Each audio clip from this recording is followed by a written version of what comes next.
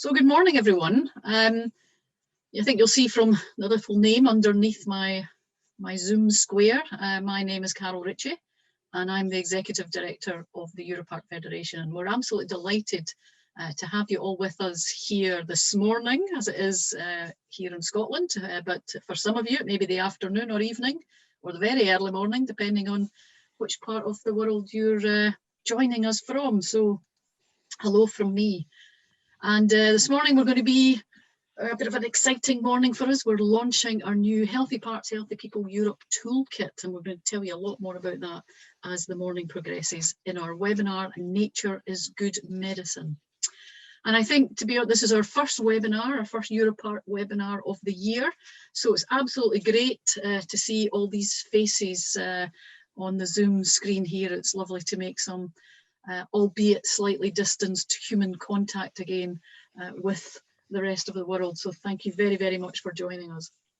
As ever, just a few housekeeping remarks before we get into the session this morning. This webinar is being recorded, so yeah, do be aware of that. If for some reason you don't wish to be seen on the screen, you're very welcome to switch your video camera off. But we do encourage people, if your bandwidth, if your internet is strong enough, to keep your cameras on. We do actually like to see you. I personally don't really like having the feeling that I'm sitting in a dark room alone and I can't see the other humans who I'm interacting with. So feel free to keep your cameras on. We will, and have done already, muted you, because that will obviously cut down any background noise. We will give you an opportunity, hopefully, if there's time in the question and answer session, to you can unmute then and we'll take a question from you. In order to do that, you need to, in the live, we're all live, in the question and answer session, if you do want to ask a question, and we have the time to take questions live, you can find the little raised hand symbol in the participants list. Look for your name.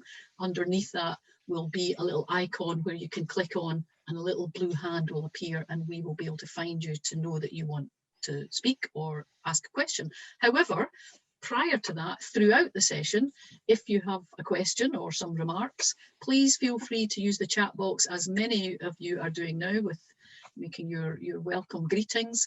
Please use the chat box for any comments or questions you may have, and we will monitor that chat box and we will pass them to the speakers as they present their case studies a bit later this morning. So again, welcome. A few more people just joining us.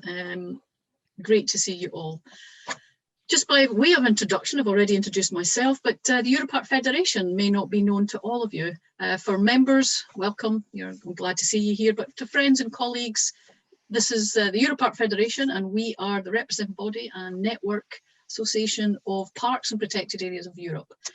We have hundreds of members across all of Europe who themselves represent or are responsible for thousands of protected areas, from the Azores in the far west to the far north up in Lapland, and even into Russia and the far east in the Caucasus. So great to have that body of representation and that library of experience from across Europe. And as I said, we represent the parks and protected areas of Europe, but we're very glad to interact and connect with parks and protected areas from across the world. So thank you very much for joining us, those of you from outside of Europe. Now, essentially, what does Europark do? Well, I quite often say, well, if it happens in a park, then Europark, as the representative body and the network, will have something to do with that. And we would create programs, guidelines, capacity building, training, other events that bring people together in order to share that experience, learn from each other, innovate and inspire how we can manage our protected areas to take care of our nature for the future, for now and in the future. So that's really a broad brush in terms of what we do. And in terms of the connection between health and nature, it's been something that Europark has been interested in for many years, probably close to 10 years. And the work that we're going to present to you today is not just the culmination, but it's the evolution of that work over many years. And we're very excited to share that learning with you and to have you on board on this journey.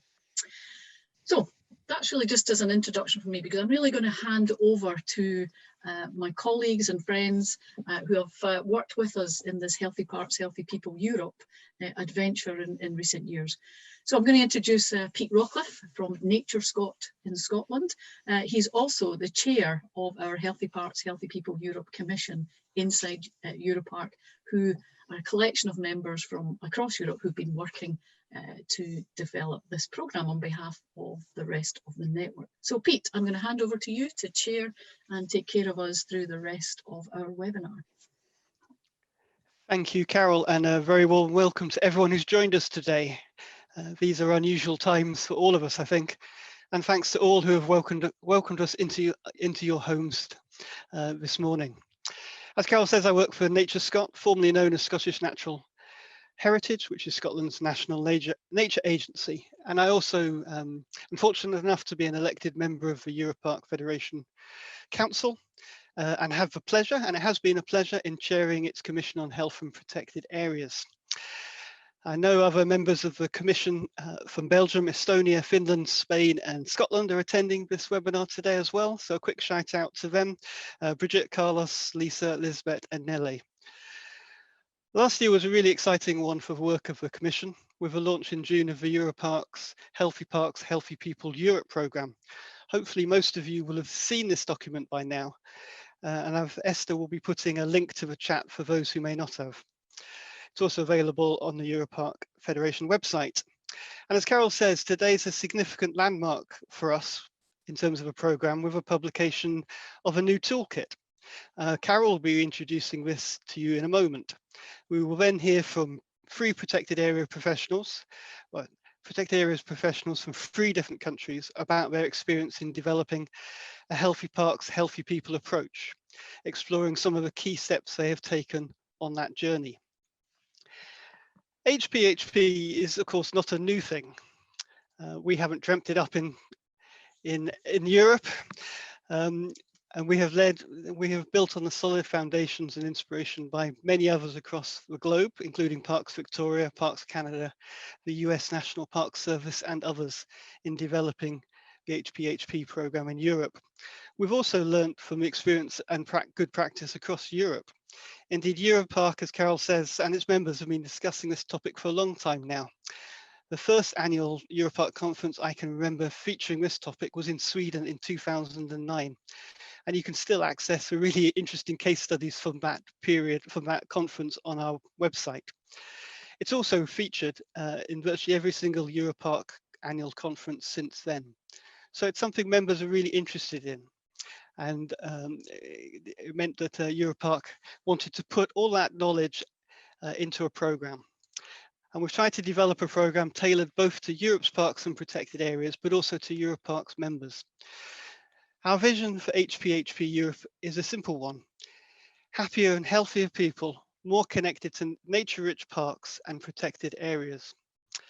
Given the experience of the last 10 months, we think this vision is more relevant than ever. As we begin to build back better from COVID-19, we need to invest in nature to deliver more for people's health and well-being, at the same time as addressing the twin challenges of biodiversity loss and climate emergency, and also the challenges we face around a green recovery.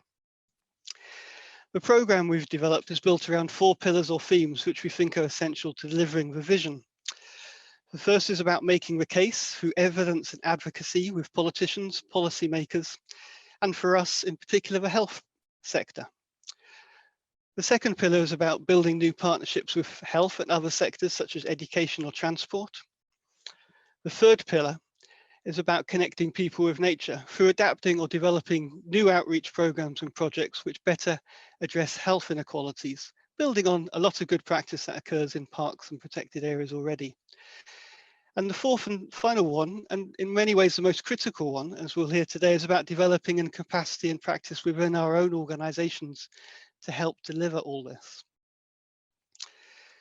So the new toolkit has been prepared to help park and protected areas managers realise these 4 pillars in practice. to realise the potential of their sites as natural health centres. So handing over to Carol now with a big drum roll to talk us through the new toolkit.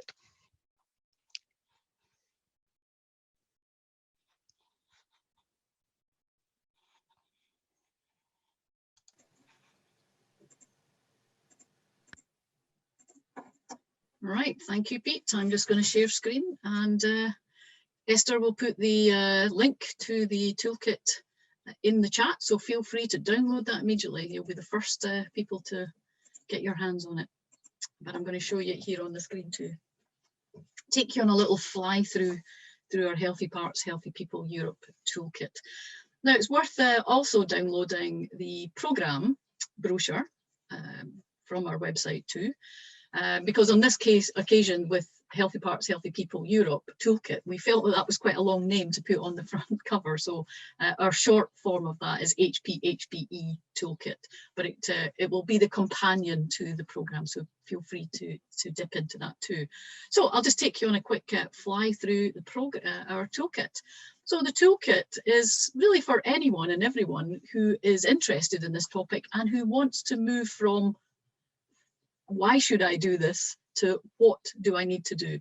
Certainly in the days when we used to travel, and I had the great pleasure and privilege of being able to meet parks from across Europe, quite often the question that was asked of me was, well, how do I do this? What is it that I need to do?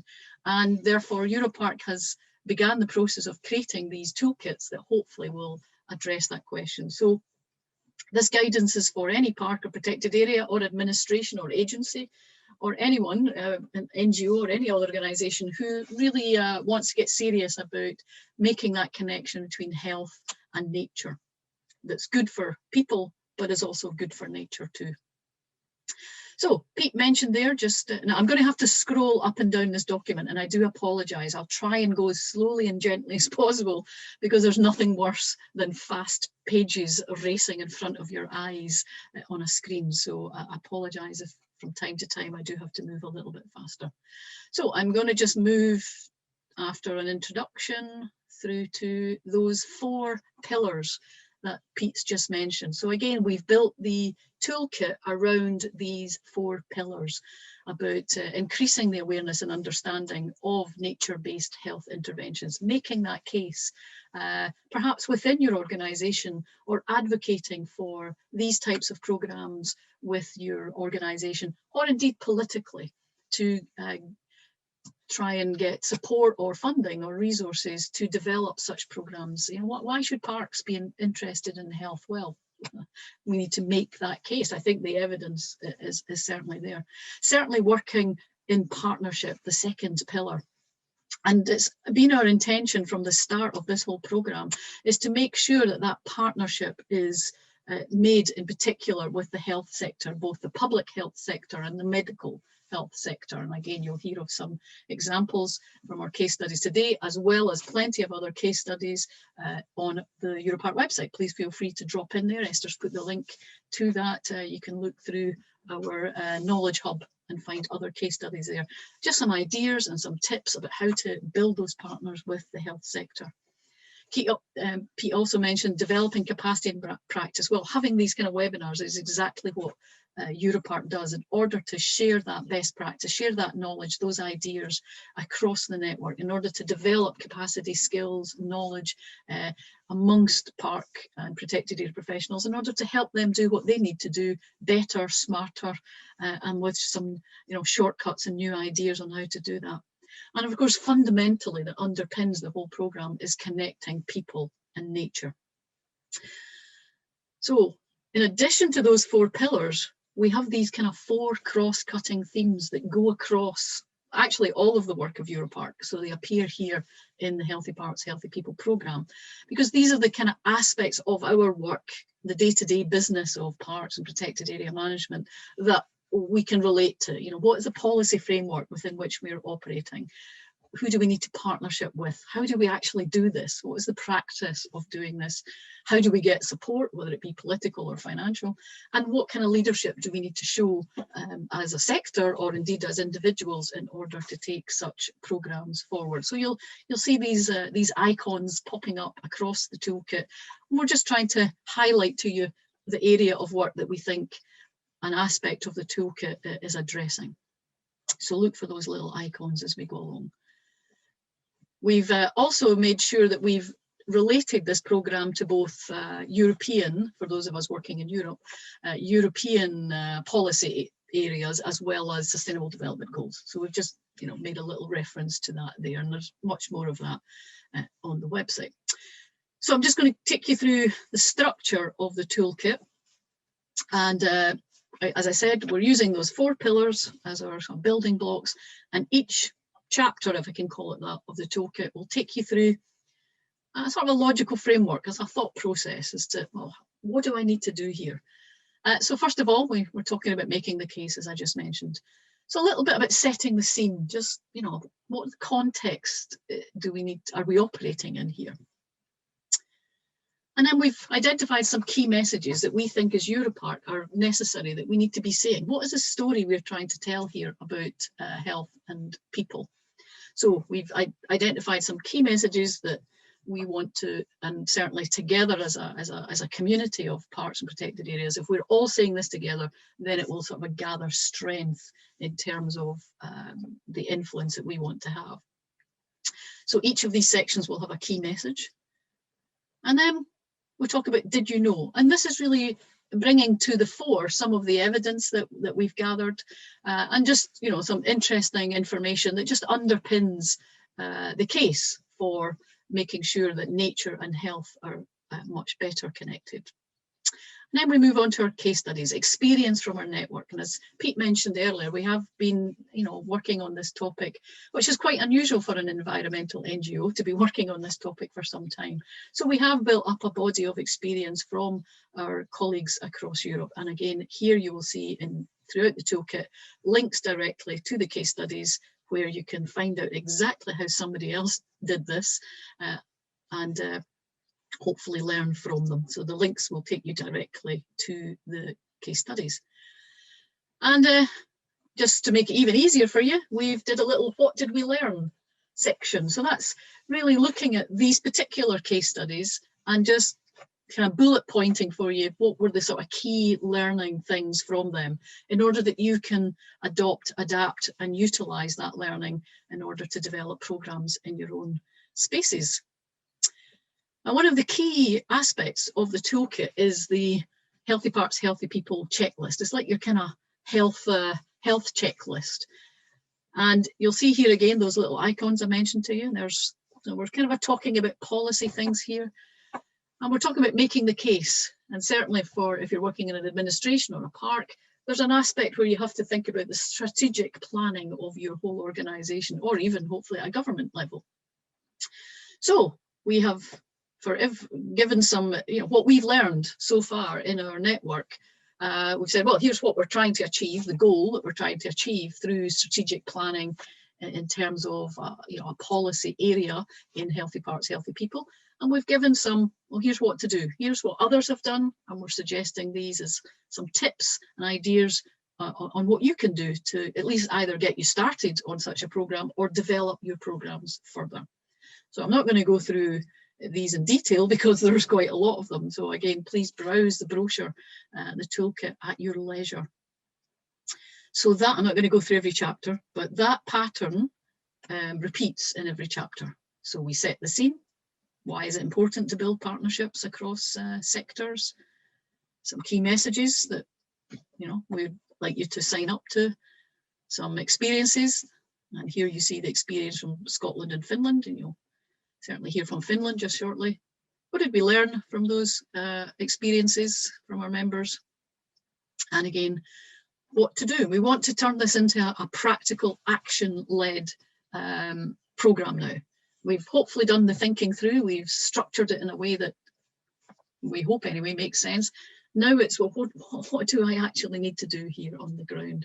And like I say, it goes through these different structures. So I'll just quickly fast forward because time prevents me from going through the entire document line by line. So please shut your eyes for a moment because I have to scroll down really fast.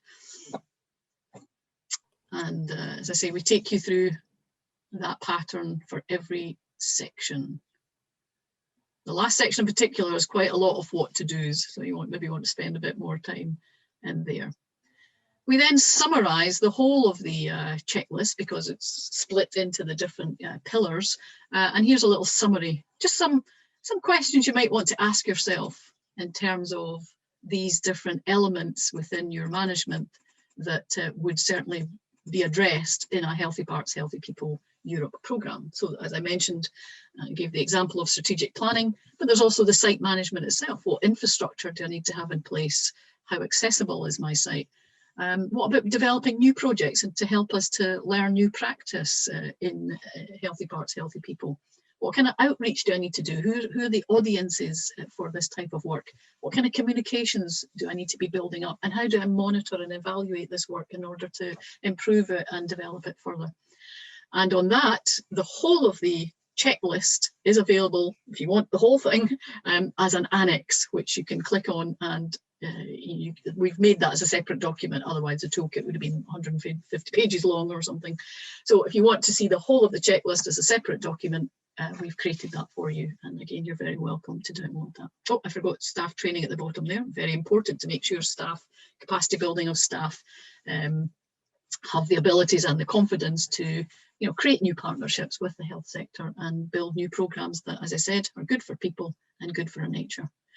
And we kind of sum that up at the end. As Pete said, our goal is healthy, happy people. And I think it's always nice to end with a lovely picture of some people enjoying good health or improving their health in nature. And I think that's what we all wish for. And that's our goal in developing this programme for Europark and for our members, friends and colleagues who want to join us in this exciting journey. So that is a toolkit. Please feel free to download it, to share it as widely as possible. And I think now we're going to dive into some detail about how it's done on the ground. So I'll come out of the screen share.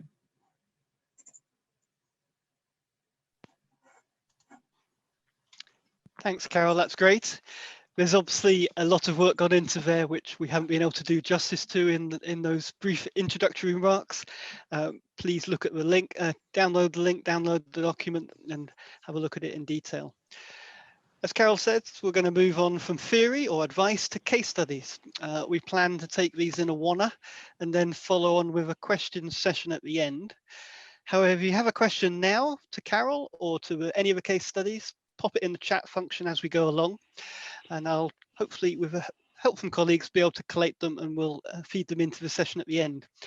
I appreciate not everyone has the chat function sometimes in Zoom, so if you don't have it, just write it down and we'll bring you in live at the end as well. So questions, thinking about questions when you're listening to the speakers. So we have three presentations this morning. There is a geographic journey. We're moving south to north.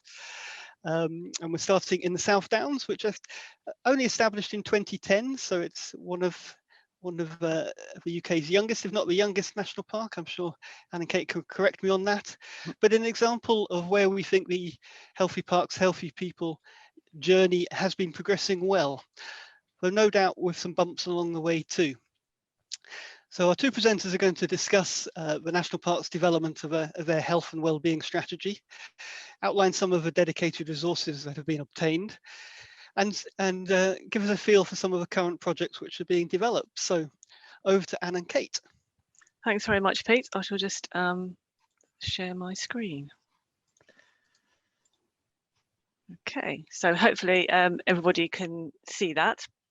And just to say good morning and thank you very much for the opportunity to share our approach and some of our work about connecting people to nature. I'm going to start, my name's Anne Rehill, and I'm going to start by setting a bit of context and explaining our approach. And then I'm going to hand over to Kate, who's going to explain a little bit more about her specific role within our national park and take you through some examples of her work on the ground. So moving on. So I thought you'd find it just useful to put our national park in context of the other national parks and protected landscapes in the UK. National parks in the UK are the highest level of landscape protection. And you'll see here the national parks are the green areas, and the areas of outstanding natural beauty are the sort of yellowish areas. And I've put a big thick red circle around the national park just down the bottom of the map there, so you can see where the South Downs is. And one of the reasons that we were designated as a national park is that we're a kind of strategic lowland national park with specific landscapes associated with that. Just a little bit of a closer look at the national park itself. We've got over 1,600 kilometres squared of some of England's most valued landscapes, and we are about 161 kilometres long. And the South Downs Way, which is one of our national trails, you can see the orange line there, stretches from one end of our national park to the other. We're slightly unusual in that we have a lot of people living in our national park. So we have over 117,000 people who are actually resident in our national park. We have about 18 million day visitors per year, and we have about 2 million people who live within 5 kilometres of the national park, and we're also the closest national park to London, which is obviously our capital city. We've got about 70% of our national park is farmed and managed, and about 24% of it is woodland cover. We've got 4 market towns, and about just over 1 million people actually depend on the national park for their water supply. So it's quite an important functioning landscape in the southern parts of the UK. Now, in the UK, every national park has to have a management plan. And we have to review them every 5 years, and they set out the longer term vision for each national park. Now, as Peter mentioned, we've been going for about 10 years. We celebrated our 10 years last year. So this is the first review of our management plan. And the plan isn't just for the National Park Authority and its staff, it's for all of the partners and stakeholders operating in the National Park to articulate the different aspirations that they might have in delivering the purposes for why the National Park was designated in the first place.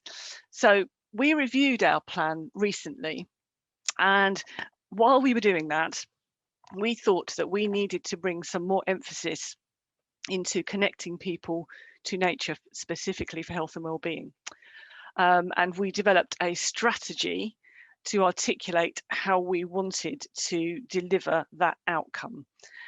So I'm just going to say something very briefly about the strategy now before I hand over to Kate. So picking up the point that you made earlier, we've kind of developed this from a strategic approach requiring more resource.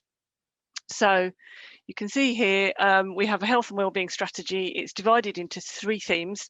The first one is about benefits to communities. The second is the physical and mental benefits to individuals. And the third theme is about promoting the national park and what's available in and around it. So in the first theme, we are identifying places where we can develop and enhance green space with local communities. The second theme is about increasing awareness of the national park, particularly for us at the moment, through the mechanism of social prescribing and connecting people to the park. And the third is about developing partnerships and networks and developing guidance to promote the national park as a place where health and well-being can be nurtured. So we've got a map here, and this just sets out how in our strategy we are focusing where we want to prioritise. The circles show the areas in our national park that have the highest levels of multiple deprivation and instances of poor health. And they're also linked to places where we have identified that we want to increase investment in natural capital. And you'll see those circles go quite a way outside of the national park, and a lot of what we do reaches out to communities outside of the national park, linking them to it. Part of our approach, we've decided, is to develop a series of hubs across the national park, and hopefully you can see the red dots, which is where we think we might like some of those hubs to be. One I've highlighted here is called Truly Hill, and you'll find out a little bit more about why I've highlighted that later. And basically what we want these to be is places where groups and organisations can bring people to deliver activity in a safe and welcoming space that has some basic facilities. And I'm delighted that on the back of this strategic approach, we were able to employ my colleague, Kate Drake, who is the first dedicated health and wellbeing officer in the South Downs National Park. And I think possibly, and others can correct me, the only specifically dedicated health and wellbeing officer in any national park. I think a lot of people have health and wellbeing kind of added on to other responsibilities, but Kate's entire job is about promoting health and wellbeing in our national park. So I'm going to hand over to Kate now, who's going to take you through a little bit more about her job role and some of the specific examples of stuff we've been doing on the ground. So over to you, Kate. Thank you. Thanks, Dan, and good morning, everybody. So my name's Kate Drake. I'm the first Health and Wellbeing Officer here at South Downs National Park, and I was recruited specifically for my 20 years experience of working within the health and social care sector. And this role has been a perfect fit for me, really, because it's to do with my passion for working with people and also my passion for being outdoors and in nature and ways of looking after our environment. So my role consists mainly of spending time developing relationships with colleagues in the health sector, including GPs, social prescribers, local government and voluntary community-based organisations, purely to promote the use of the national park for health and wellbeing. My focus is to connect with those individuals less likely to use the national park. And I do that through the mechanism of social prescribing. So for those of you that are unaware of what social prescribing is, it's a mechanism used to support the non-clinical needs of patients and people. So it's looking at their support and activities outside of their clinical needs. So this could be anything from going for a walk, gardening, playing cards, dancing, or coming into the national park. Another arm of social prescribing is green social prescribing, which specifically refers patients to activities in green spaces or being in physical green spaces as a way of supporting people around their mental or physical health and support with reducing social isolation and connecting people to each other. So the audiences I'm looking to engage with and am engaging with are people who are experiencing low-level mental health issues, people experiencing loneliness and isolation, people with learning disabilities, those who are physically inactive, and the physical areas which Anne mentioned earlier that I'm looking to engage with are those areas with high levels of social deprivation. And really the main theme or the main emphasis for my work is to work with those communities that wouldn't ordinarily access the national park. And my role is all about enabling others. So I support the development of projects and partnerships to increase the number of people accessing the national park to improve their health and well-being. So how are we going about delivering the strategy? So our aim is to develop and set up 3 hubs across the national park over a 5-year period. And these are physical spaces that Anne spoke about earlier, where we can bring communities, voluntary organisations and the national park together in one space. Our first health and wellbeing hub is likely to be at Truly Hill, which is halfway between the west and the east of the park. It's right in the centre. And we've chosen this area because we've done quite a lot of outreach already from this place, where we've linked in closely with communities and other voluntary organisations.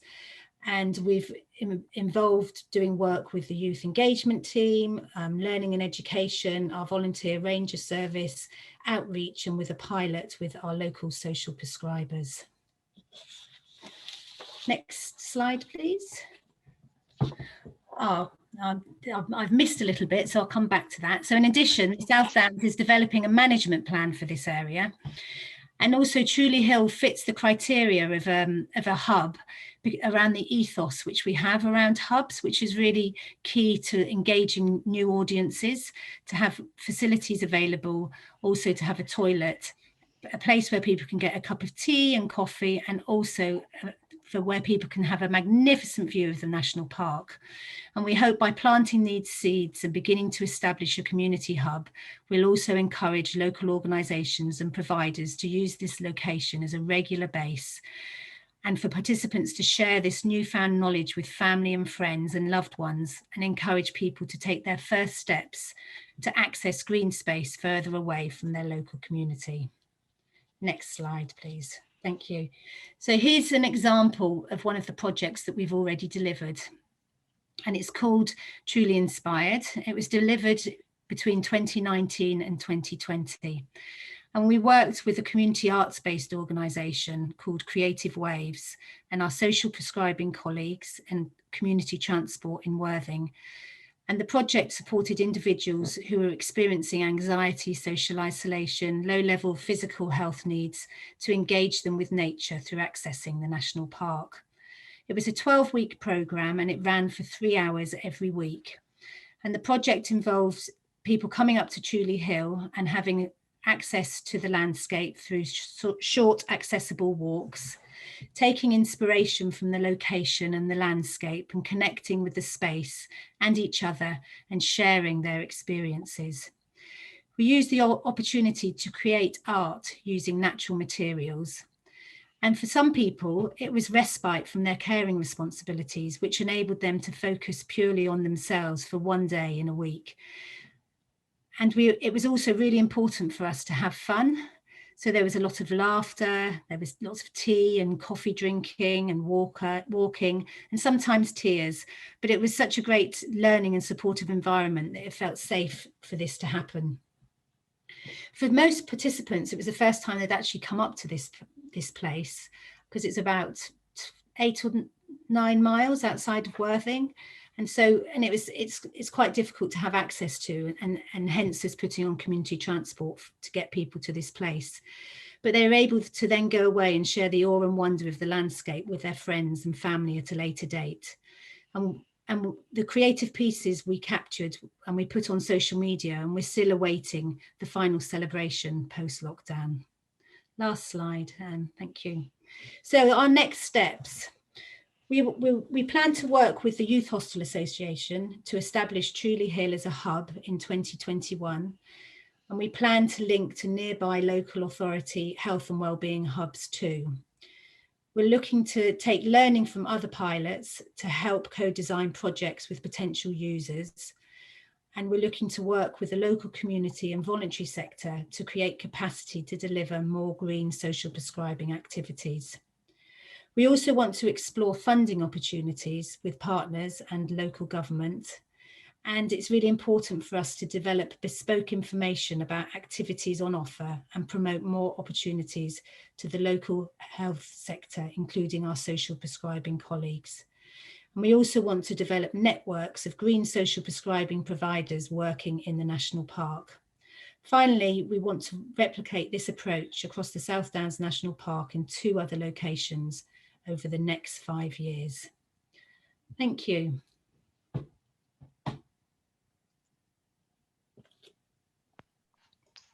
Thank you both. That's really interesting. And I've seen some questions come up in the chat already about funding and also about the nature values in this work as well. So we'll go back to those at the question time. Now just going to move on very quickly to our next case study. So we're moving north, we're back into Scotland. This park is older than the South Downs, but it's still quite early days in their HPHP journey.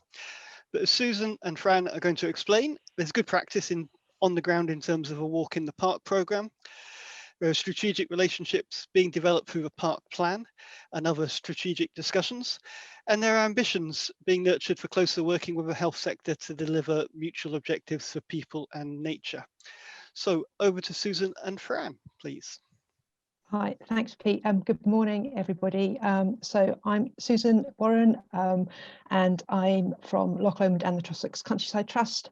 And myself and my colleague Fran are going to be doing our presentation this morning. I'm just faffing around with the sharing screen.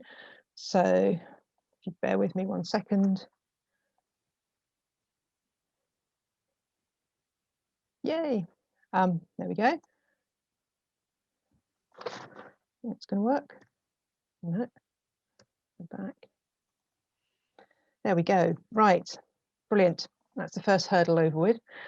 So it's very lovely to be here with you this morning, and it was also very helpful, the running order.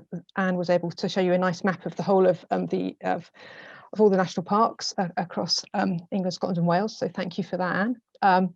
So yes, as I say, Fran and I are from Loch Lomond and the Trossachs Countryside Trust. We're a small environmental and community-based charity, obviously based in the national park, and we work in very close partnership with the National Park Authority. And we're just going to talk a little bit today about our Walk in the Park Health Walk programme. So, as I say, we're based in the national park, and we currently provide weekly walks for in six rural communities across the national park area, and we have about 250 people who regularly participate. And if you go from top right round on our map, you can see that we work in communities in Killin and Callander and Aberfoyle and Drimmen and Balloch and then up Arica, so spread right across a wide geographical range. And the programme is managed and supported by 2 health walk coordinators, one of which is Fran, who you'll meet in a minute. And also we have a fantastic bank of 65 trained volunteers without which we couldn't do what we do. And we're very lucky to work in such a beautiful and varied landscape, which gives fantastic opportunities for walking. In terms of current partners and funders for what we do, as you will imagine, the National Park Authority is a key funder and supporter of our work, and certainly Walk in the Park is very much a key element in their emerging Active Park Healthy People strategy, which is due for completion next year. We also get some funding from Scottish Forestry, another public authority, and then from 2 key charitable sources at the moment, Paths for All, which is a Scottish charity which champions walking and cycling, and Impact Funding Partners, who again is a charity which works across social, economic and environmental issues, and they particularly fund and develop our work with volunteers. But I think interesting to note at this point in our evolution, as yet we don't get any direct financial support from or health and social care organisations. So who comes for Walk in the Park? I think our audience is very reflective of the needs of our local area. So we have a lot of, very different to the South Downs, we have a lot of small rural communities. But on our doorstep, like the South Downs, we also have a very large population particularly from Glasgow. Millions of people can come to the park. So the audience, I think, particularly in terms of working, whilst we're open to everybody, we particularly work with those who are at risk of loneliness and isolation, have long-term physical or mental health conditions, and usually in the 50+ age bracket. And that's particularly reflective of the rural communities that we work in. But I think the other area where we're starting to do more work in, which is reflective of us working beyond the boundary of the national park as well, are in areas where there is unemployment, people on low income, or who live in areas of high deprivation in urban areas which surround and are satellites of the park. So that's really who we are and where we work. And I'm now going to hand over to my colleague Fran, who will say hello, and is going to talk in more detail about how we actually deliver Walk in the Park on the ground. So over to Fran. Wonderful. Thank you very much for that, Susan. Just to give a viewpoint of Walk in the Park, as Susan has outlined, we're now going to have a look at how we go about the development of the Walk in the Park programme. And I'm going to offer you a flavour of how we go about this. The 5 ways to well-being are embedded into our approach, and I'm just going to go through those 5 ways, offering you a flavour of some of our activities. Starting with connect, through social connections and developing and strengthening relationships, our walking groups provide opportunities for people to make social connections, which strengthens their relationships with each other, their own communities, and the natural world around them. Be active. Our programs promote walking for health across the national park communities. We provide a safe, local, and supported walking environment where people can become physically active when they may have experienced periods of inactivity and improve their sense of well-being. Keep learning. With Walk in the Park, we provide two ways for people to keep learning. This is through a formal structure and an informal structure as well. Formal ways are through our suite of volunteer training, which starts off with our volunteer walk leader course, and then can go on to people onto the dementia-friendly walk leading, into strength and balance activities, and also safety outdoors. We also encourage and operate informal ways of learning as well, which is through a series of themed walks. And what we find particularly important is the sharing of knowledge between our group members. And this is done during the walk. So people often, our volunteers and group members will often lead the rest of walkers into a themed walk. Give. This through our volunteering opportunities. We provide pathways for individuals to volunteer with Walk in the Park, who then go on to support the delivery of our programs throughout the national park. Take notice.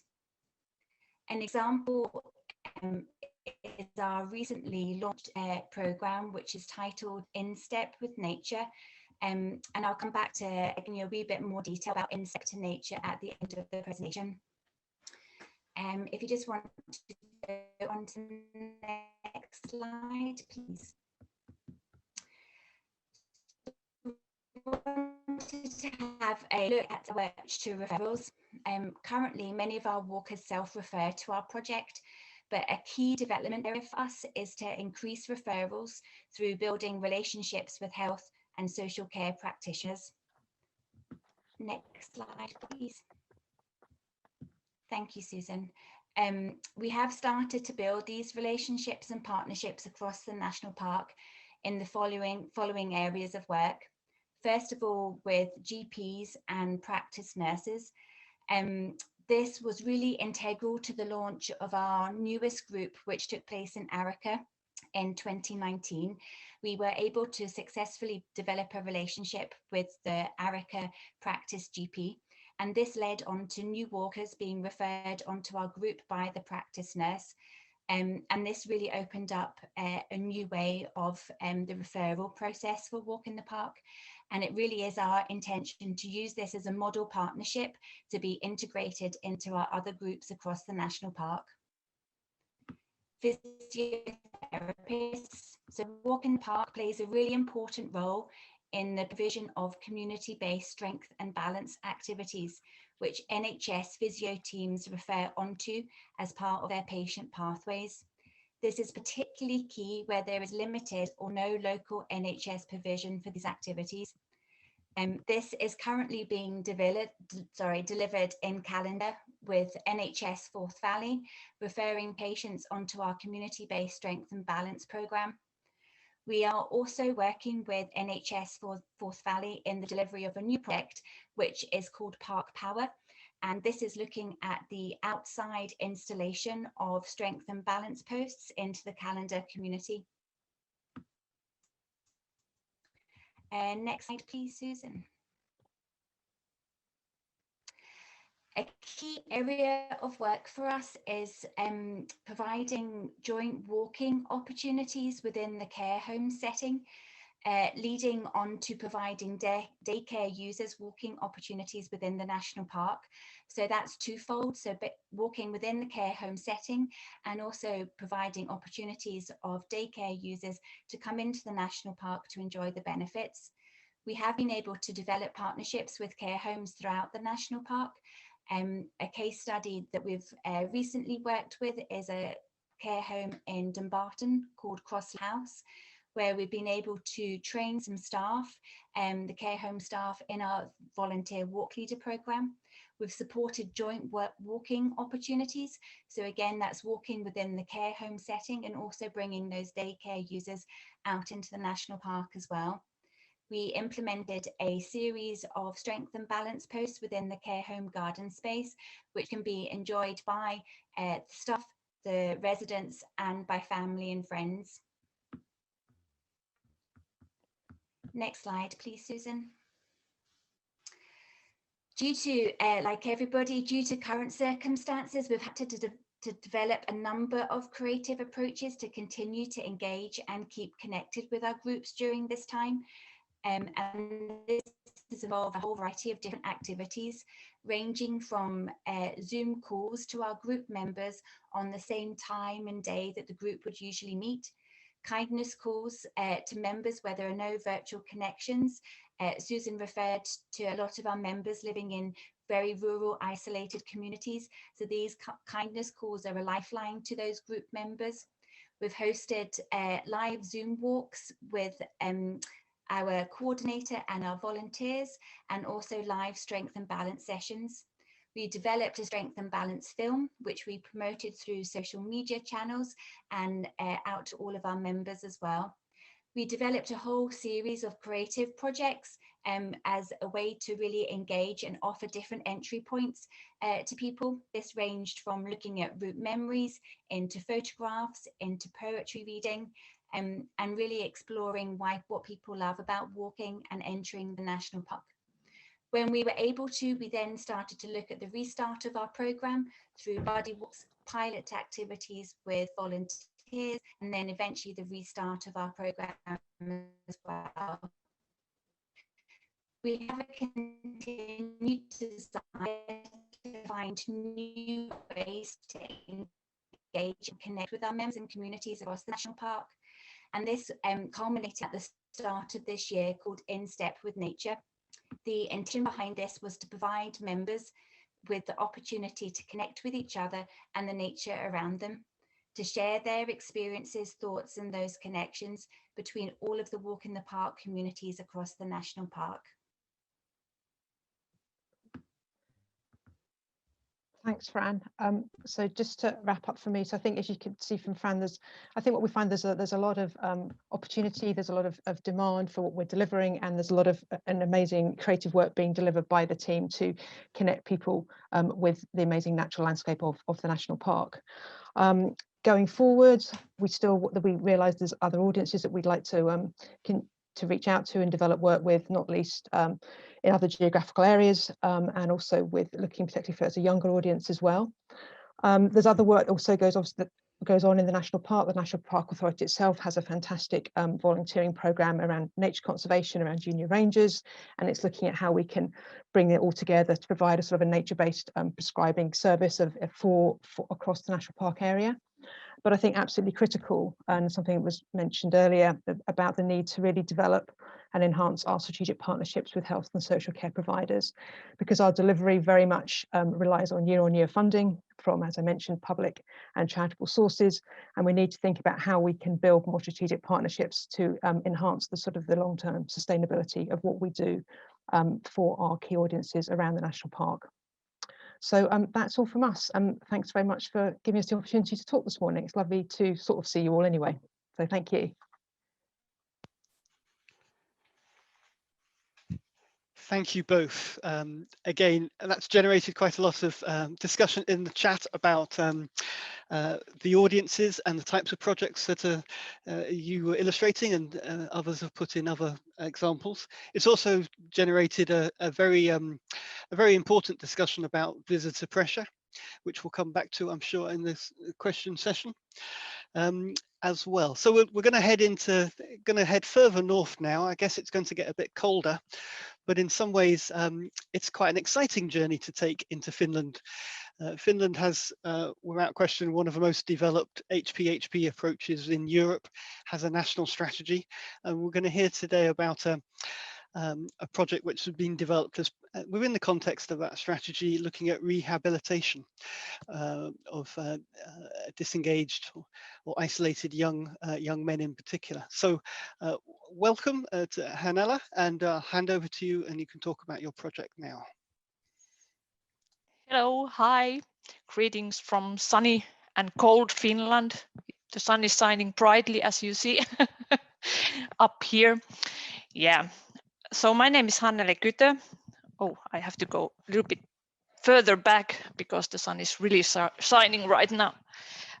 Yeah, so my name is Hannele Kytö. I'm working for Metsähallitus, Parks and Wildlife Finland. And I will, first of all, thank you for inviting me to this webinar. It's great to be here. I will tell you something about the project called Nature to Action, and I'll try to share my screen now.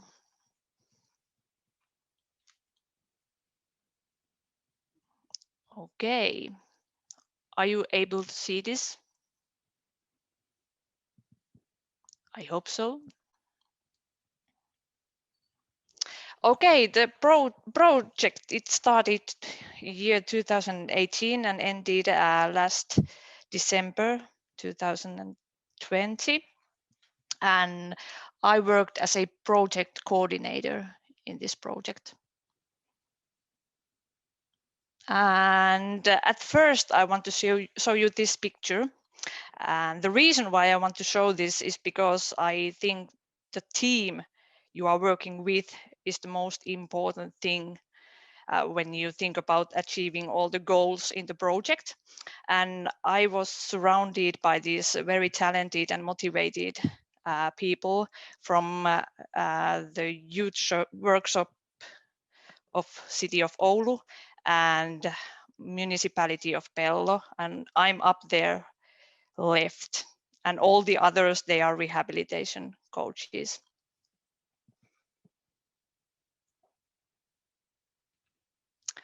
Well, the aim of the project was, of course, to rehabilitate people by using actions in the nature as a tool. But we also wanted to give the rehabilitation coaches more knowledge about nature so that they can feel more comfortable operating there together with their clients. The target group in the project, the participants were mostly the clients of youth workshops of City of Oulu, and the clients were between the ages 17 up till 24. And in addition, we also had some older participants from municipality of Pello. The combining factor was that the clients had some kind of problems in their lives, for example, mental or physical health issues, and some of them used or had used drugs before. So why did we want to do the rehabilitation in the nature? We wanted to do it in the nature because it really works, and because we can do it out there, and because, in my opinion, we have the responsibility to take care of the most vulnerable ones, just like we do in nature conservation work too.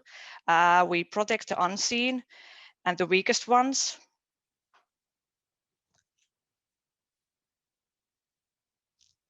And the next question is, of course, how did we do it? I think the magic word is together. And we did it together because no one is able to save the nature alone. It's obvious. And the way we act was that first we in Metsähallitus, we planned the tasks and found the right places to operate. And after that, we offered these tasks to the rehabilitation coaches and also gave them a little bit education how the tasks need to be done. And after that, the rehabilitation coaches gathered the group from their clients, and then we just went to the target and did the job together. Rehabilitation coaches, they always had the responsibility of their clients, and we in Metsähallitus, we had all the responsibility to supervise the execution of the tasks.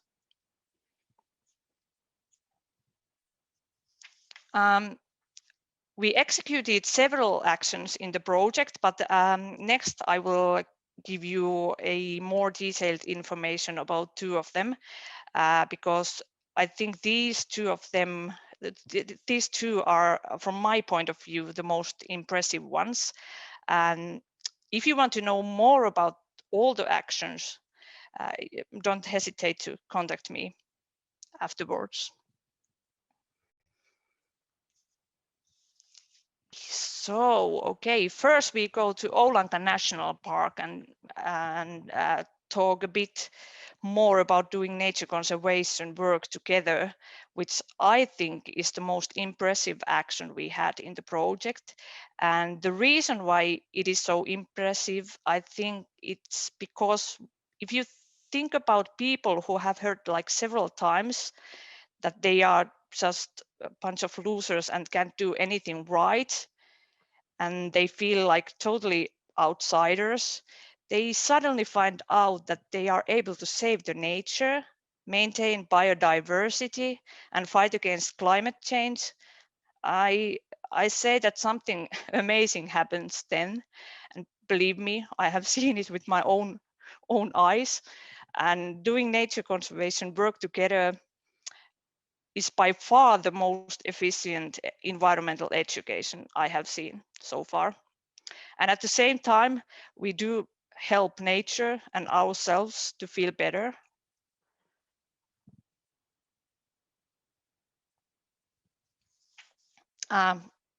Let's go back for a second. So this picture was from Oulanka National Park, and we have there like really precious traditional landscapes. Those are unique and need to be taken care of. The hay must be taken off every year, removed, so that those rare meadow species can grow. And in the project, we tested this together with our rehabilitation clients, and the results were just great. And next to stream restoration, we also did some stream restoration, which also turned to be a very nice job for the rehabilitation clients and their coaches. Both these actions, taking care of the meadows or restoring streams, there are several work tasks you can do. So everyone can pick a suitable one and also change the task at any time. So I think this gives like more options to operate. And the second action I wanted to talk more about is using nature as an office. There's a place called Jättiläissaari, Giant Island in English, near the city of Oulu. Metsähallitus appointed the state-owned forest and mare area to the youth workshops of Oulu, so they can use it as an outdoor office. So they can go there, for example, to pick berries or other nature ingredients. They can build signs there, information boards, or just hike and enjoy the nature. And the results, they have shown that it makes a difference whether you stay in the city office or go out there. In the nature, clients talk more about even the most difficult problems in their lives, and also the rehabilitation coaches say that 1 day in the nature equals 20 days in the indoor office, which I think it's something. And the conclusions of the project are for working together for the better future gives great results. Yeah, but this needs to be studied more, since I think there's still a lack of scientific research. Taking part and being part of something is important for everyone. We all know that. Rehabilitation and protecting nature can and should be combined, and nature can and also should be used as an office.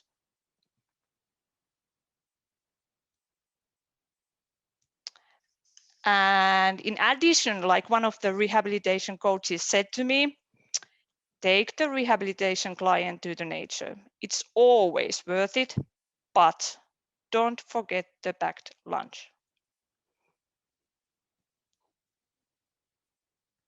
So thank you so much. If you want to check our Instagram account, you will find it from that address. And we also have YouTube channel if you want to go and check the videos we have made in the project. Thank you. That's all. Thank you, Anela. That was really inspiring and sets us up nicely, I think, for the discussion. I should say at the outset that all the presentations and the recording of the webinar itself will be available afterwards. So if you've missed any of the details, you can catch up in your own time. So on to the questions. It's excellent. We've still got about 220 of us around the table. So this is clearly a live, hopefully we'll have a lively discussion. I think I should start with the elephant in the room question, perhaps. We do say a lot about this in the program, and we do say a lot about it in the toolkit too, about how we manage visitor pressures. But I guess there's a more fundamental question here, which I'll just put to the case study presenters about why are we doing this? What are the benefits to nature in the approaches that we've outlined? And I think I'll just go south to north again and just ask Anne and Kate first if they have any reactions to that, and then head up the journey that we've been doing. So why are we doing this?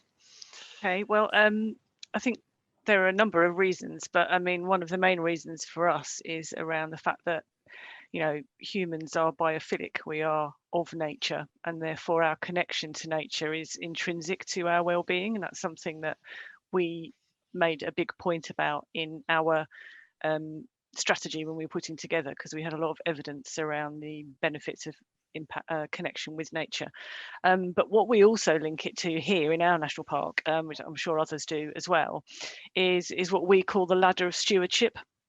So there is something about engaging people with your landscape or their landscape, because it is their landscape. We're just here as a kind of administrative body trying to coordinate things to improve and look after it. And the ladder of stewardship for us is actually quite important, because it's about creating awareness of the assets, you know, the precious landscapes in and around the national park, and engagement with them. So that's part of what Kate does, is connecting people to the environment.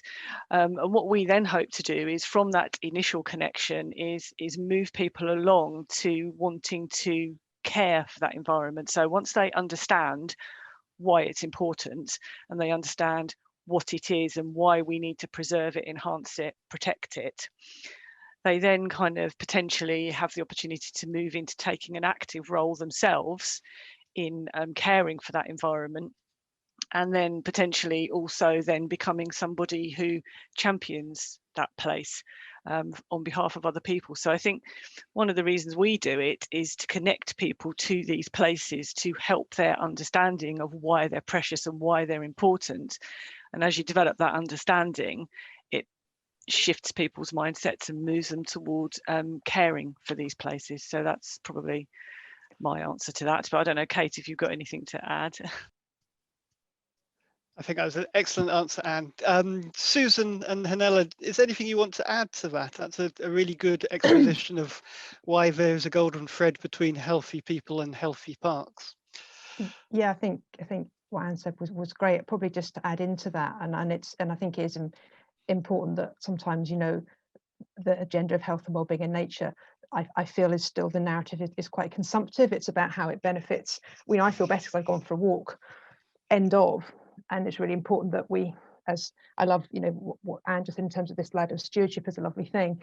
Just to add into that in terms of relevant research, I'm sure many will be familiar with Derby University, their Nature Connections Research Centre, and they do a lot of work around this idea of nature connection, which is basically it's quite experiential, and it's more about that sort of emotional and empathetic connection with nature. So it's not necessarily about knowledge, necessarily about knowing, be able to identify trees or plants. It's more about the experience of nature.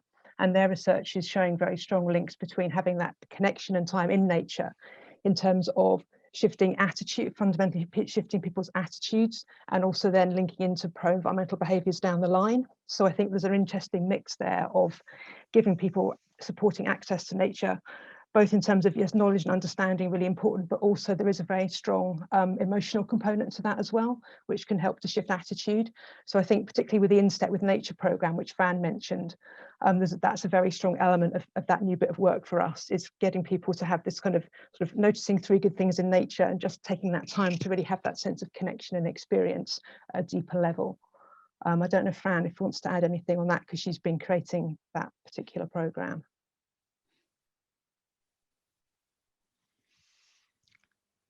Fran, do you want to come in? No, just to probably echo and support again what Susan and Anne have been saying, particularly through our In Step with Nature programme. That is a new programme for us, and we are asking people to make those connections with nature, which they maybe have not done previously, but it is amazing on just doing that simple activity and exercise with people. Thanks, Fran. I think that it can make. I think we're struggling to hear you. You might need to turn your camera off again for next time we bring you in. Hanella, your project is all about environmental volunteering and making that connection to nature. So I guess you've expressed that really well in your case study around that. In the toolkit, we've talked about for Wild Ways Well program, and that is about connecting people with nature, but also getting people to go up that stewardship curve in terms of learning and also putting something back. So it's a really important part of the HPHP vision, I think, that we're talking about here. And it's not easy for park managers coping with the numbers of people that we have, and also the years of underinvestment in some of our parks and protected areas. But it certainly creates the better case for investment. So can I just ask about the funding of these programs? That's been a very common theme. So we struggle to do our core business because of the funding that we have. So how can we take on this extra funding? Where does it come from? So I'll start with Hanella first, about where your funding comes from for your program. Our project was a European social funding project. And we also had some kind of amount, it was something around 30,000 euros or something, our own funding inside the project, but mostly European social funding. Okay. Thank you. And Loch Lomond and Trossach's colleagues? Yeah, so at the moment it's probably split across the National Park Authority, also Scottish Forestry puts in a smaller amount of money, and that's probably, and then some of our own resources, and then the other half comes from those 2 charitable strands, Paths for All, which is a key, that they support a whole sort of Scottish walking network across the country, and then a charity which supports particularly the volunteering element of our work, but most of that, I would say 75% of that, 80% of that funding is year on year. So because the funding that our, like the National Park Authority gets or Paths for All get is year on year, they get 1 year settlement and then you get 1 year. So in terms of that developmental side, that's really tough. And it's the classic problem about, being a good deliverer in a local area and being something that, as part of a social prescribing service, but we have to still get funding in to support what we do. So we haven't cracked that nut yet, and I don't think there's a silver bullet for us. But I do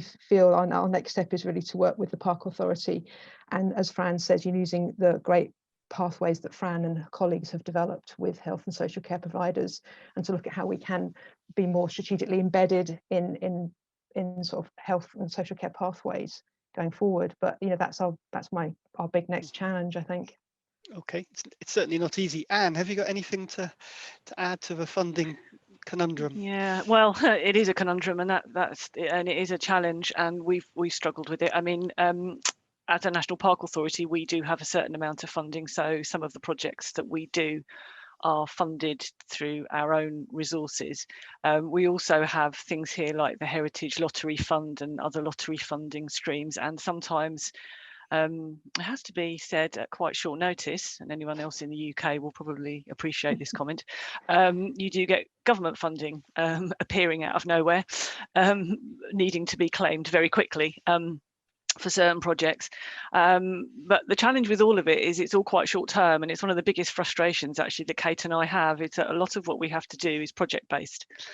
And one of the things we want to do through making connections with our health sector is to try and see if some of the kind of funding that's available through the health sector can be used to make some of the provision of services that, you know, like those that Fran provides, more sustainable. Because it is very difficult for the providers to keep going hand to mouth, as it were. One thing we also have here, which I think some other national parks in our country certainly have, is we have a South Downs Trust.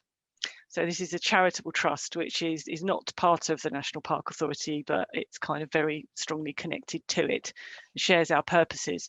So one of the things we've been quite successful in doing is we've actually employ some of the staff who support the trust, but there's a sort of service level agreement, and they've been very successful in bringing in charitable funding and funding from individuals actually to support some of our work. So some of our education work, for example, and our schools work has been funded through the trust, and Kate and I are going to start exploring how we can use the trust to potentially fund some of the work that we want to do on a slightly more ongoing basis. But I think until the statutory funding providers actually acknowledge that connection with nature and these types of activities are relevant and important, we're going to suffer from the short-termism of project funding, I think, rather than it being part of the kind of core funding of a lot of organisations. Yeah, I'm sure the detail will be different across other countries, but the actual issues there are pretty similar, I suspect, about not enough, not regular enough, and not long-term enough. There are examples out there, and the toolkit does look at them around private finance, sponsorship of projects, etc. But also in a few places now, health funding coming in, and it's a long path to get health funding, but it is beginning to happen in a few places, including in Scotland at the moment. So there is a long journey, but it's definitely one we're on, I think. And I guess the other thing is that certainly Finland has been successful, Parks and Wildlife Finland have been successful in getting an increased budget because of their HPHP work, because the government sees its relevance. So it's not just health funding here, but also environment funding potentially that opens doors too. We could probably discuss that sometime. I guess this question hasn't featured in the chat, although I think Hanella referred to it at the end, about how are we evaluating these projects, and who are we trying to influence with those with that evaluation. So I'll just go south to north this time. So if I can begin in South Downs this time. Yeah, so there's a bit of research, I think, being done by Natural England and the National Academy for Social Prescribing, where they are about to do a piece of work that looks at the impact of social prescribing and how well that works.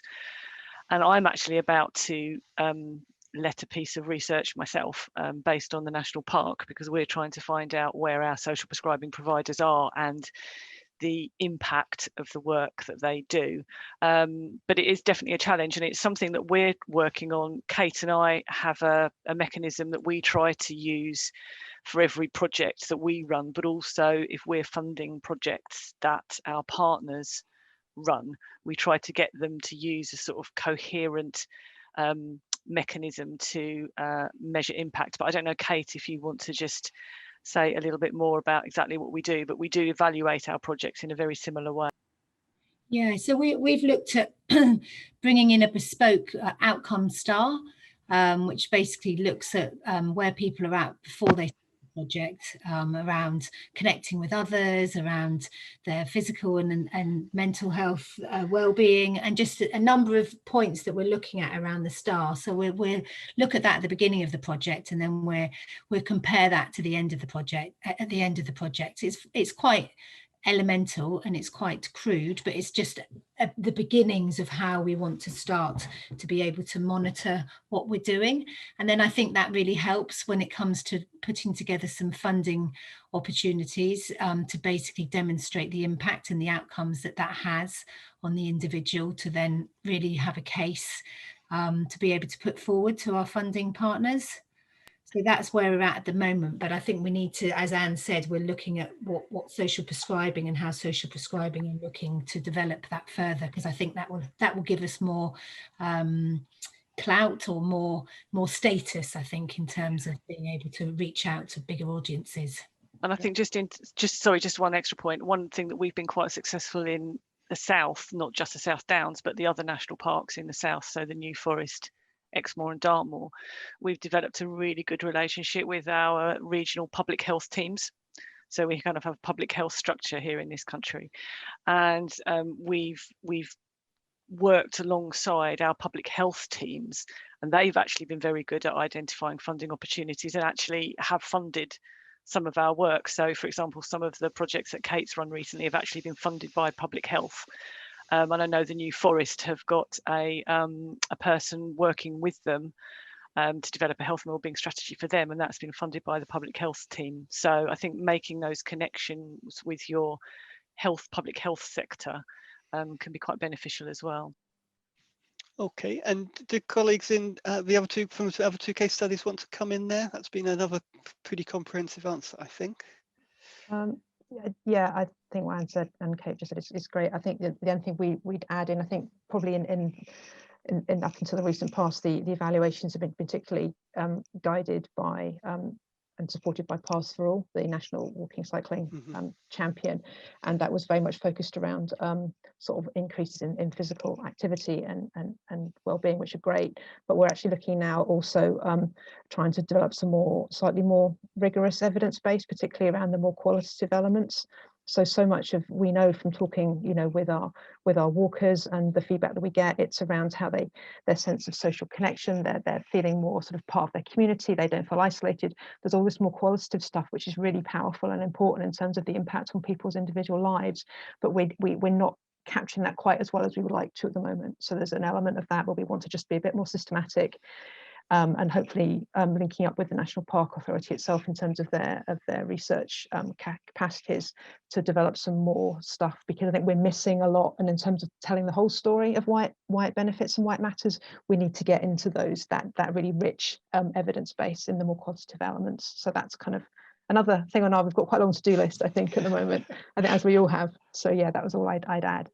Thanks. And a question for Hella on this. Obviously, you've talked about evaluation of your own project, but is it part of a wider evaluation of Healthy Parks, Healthy People Finland? Could you repeat the question? I'm not sure if I understood it right. Your evaluation for your project, yeah, you've described in the case study, but is it part of a wider set of evaluation around the work that Parks and Wildlife do in this area?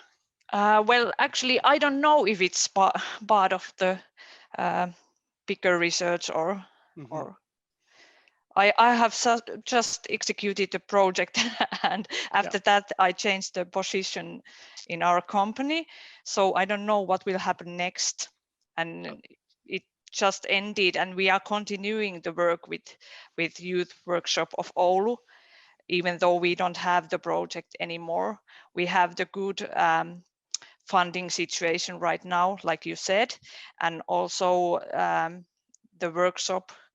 the Youth Workshop of Oulu, they have good funding situation, but the problem is more, I think, about attitudes, like the people who are deciding, they don't understand that the rehabilitation clients, they should be taken out there to the nature. It's much more easier that way, and you can really make a difference when you go out there. They don't see it. They think that you have to stay inside. Mm-hmm. And Okay. you can't go out there. It's silly, I think. Mm-hmm. Okay, and we admire Finland and the northern countries for their outdoor culture. So for you to be telling us that is a challenge, I guess, too. The toolkit contains a section around evaluation, so have a look at that to see what you can pick up. And I guess we do have an aspiration in the Federation to develop what we'd like to consider as magic numbers in this area. So as well as an individual park being able to tell its story, wouldn't it be great if all the parks in a country could tell that story, or even better, if across Europe we could tell the story of the impact we're having on health inequalities. So there's something that we're mulling over in there around the evaluation story, but it is really important if we're going to win funding for this work. We're close to the end. I'm just going to look at Esther and Carol to see whether we've picked up most of the questions. So there are some detailed ones about the nature of what a hub is, around mobile app technology, around engaging young people, which we could, I don't think we've probably got time to get into, but Esther or Carol, have I missed anything really significant here in terms of a question, Fred? No, I think, again, we encourage people to get in touch with us if there is anything specific that we haven't been able to address in this webinar. But if I could just quickly, Pete, just take a couple of points that people have mentioned just from a Europark perspective, just to give that European aspect to it. There's a couple of things about gathering case studies and information and funding opportunities and so on and so forth. Yes, yes, and yes. Yes, we can do all of that. Yes, we will do all of that. And yes, we are doing all of that. Can I encourage you, please, to pop onto our website? We have a knowledge hub there. And I am sure there are case studies in there that gives some examples of different, I think Pete mentioned it as well, sort of different funding opportunities that some of our members have identified.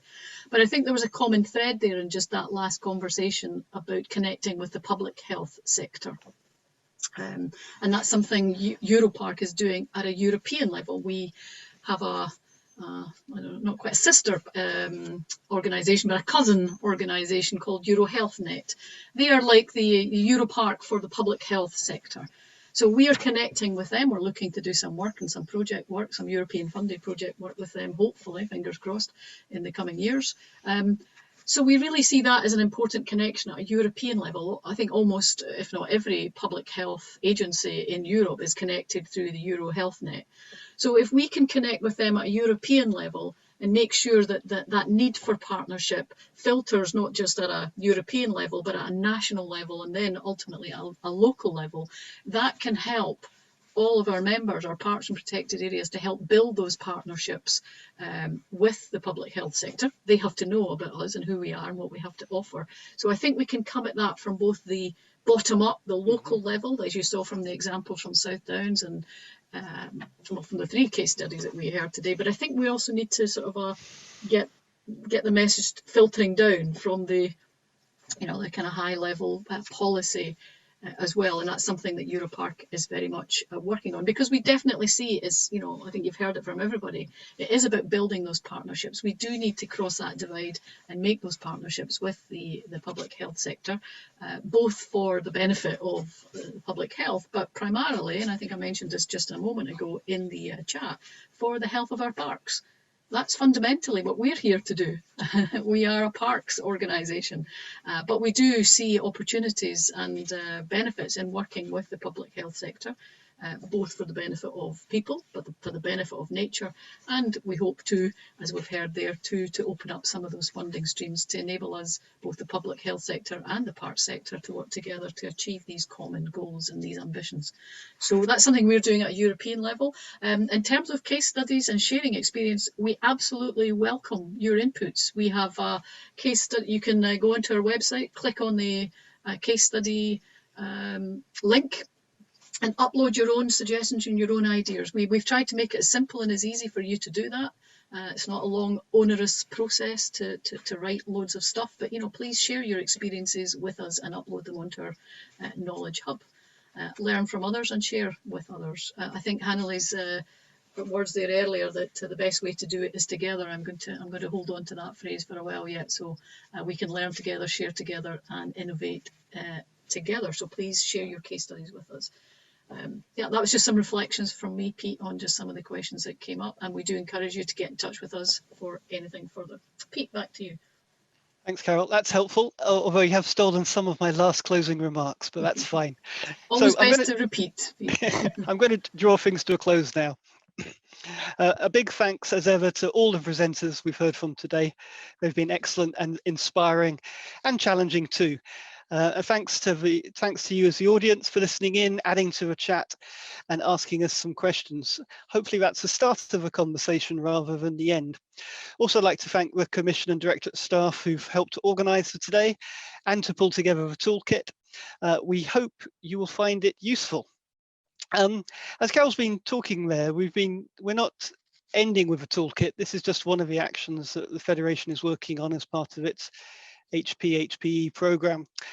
And some of the other things we want to do, we certainly want to raise the profile of HPHP Europe and promoting a nature for all approach amongst our members.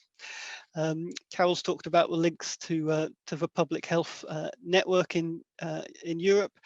Yes, can we create a sort of platform of health and protected area experts to help and develop and embed work in this policy area? We certainly are planning to do more workshops, some online seminars, and maybe even some study visits when we're allowed to travel again around this area, because we think that will be helpful in building capacity. And finally, we're actively looking at the moment in terms of project development. And we'll be able to update you about that shortly, but we've got a couple of irons in the fire. And there we're particularly interested in the story about the 5 ways to well-being and the evaluation and how we embed what we've learned into policy and practice. So hopefully the session today has been useful for you in thinking about the journey you could take to develop the HPHP approach in your park or protected areas. You may also have comments on the toolkit or suggestions for further case studies. If so, we'd really love to hear from you. There's a HPHP email you'll find in the toolkit, or you can just drop any of the commissioners an email. And I guess in passing, growing an active network of people working in this area will make this journey towards healthy parks, healthy people much better, much more enjoyable, one for us all. So yes, please keep in touch and good luck in your journey. That's all. Bye for now and have a good rest of the day. Thank you. Bye. Bye-bye. Bye, everyone. Thank you for joining us.